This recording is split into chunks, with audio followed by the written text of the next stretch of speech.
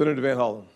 Mr. Chairman, thank you. Mr. Warsh, good to see you. Reviewing your record, I am concerned that your position on interest rates seems to shift with what's politically convenient rather than based on sound economic judgment.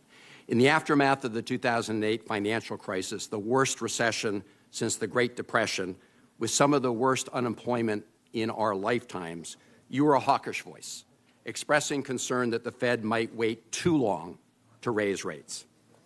I think you got it wrong then, but now you seem to have swung 180 degrees in the opposite direction to embrace lower rates, a view that conveniently aligns with the president who nominated you.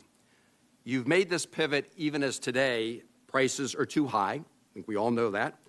Our economy works for families when prices are affordable and unemployment is low. That's why price stability is an important part of the Fed's mandate, right? Senator, yes. And the Fed uses its monetary policy tools for price stability and full employment. That's the job Congress gave to the Fed. Here's how Ben Bernanke described how the Fed uses those tools. He said, and I'm quoting, "Generally, if economic weakness is the primary concern, the Fed acts to reduce interest rates, which supports the economy. If the economy is overheating, the Fed can raise interest rates to constrain inflationary pressures," end of quote.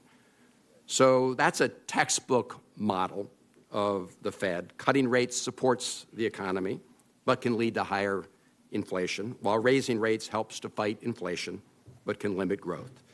Do you agree with Chairman Bernanke that that's generally how the Fed can use monetary policy to affect the economy?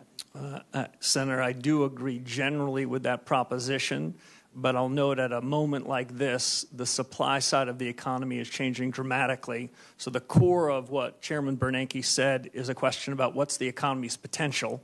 As I said in my opening remarks, I think the economy's potential is growing quite quickly, and that makes the decision that you tee up to be a difficult one, and one that the Fed's going to have to dig deep in evaluating what's the right policy choice in the upcoming meetings. Well, I want to push you a little bit on that in a moment, but right now the Fed has set its main interest rate at 3.5 to 3.7%. Last December, President Trump told the Wall Street Journal he wanted to cut rates to 1% and maybe lower than that by the end of this year.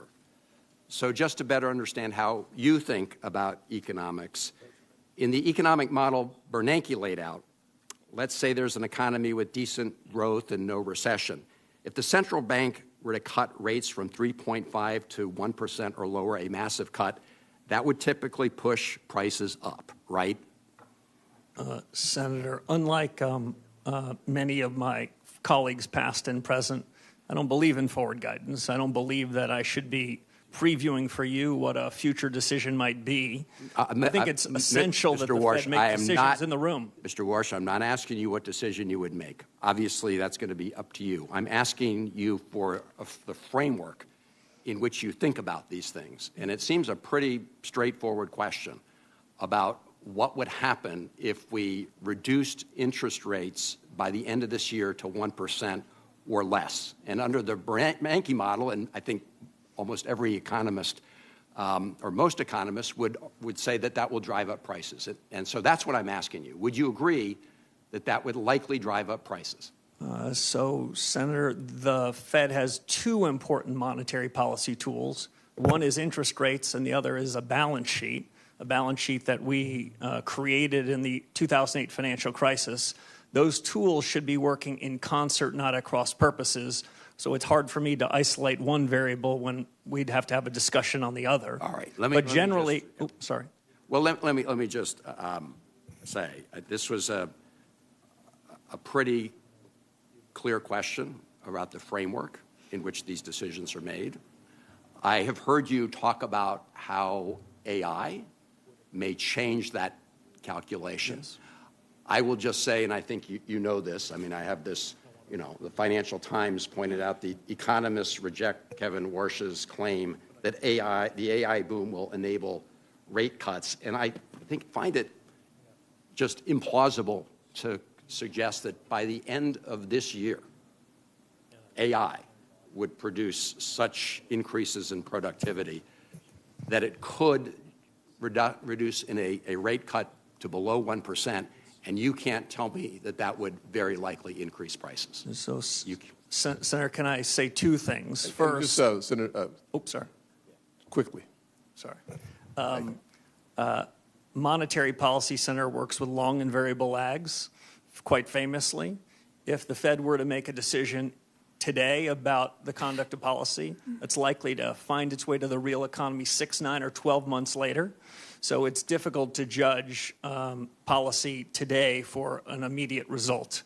And that would be my only concern about the framing of your question. Thank you, Mr. Chairman. In closing, this is what concerns me, is that your views now have sort of flipped to conform with where the President of the United States is. And that's been a concern many of us have. Thank you, Mr. Chairman.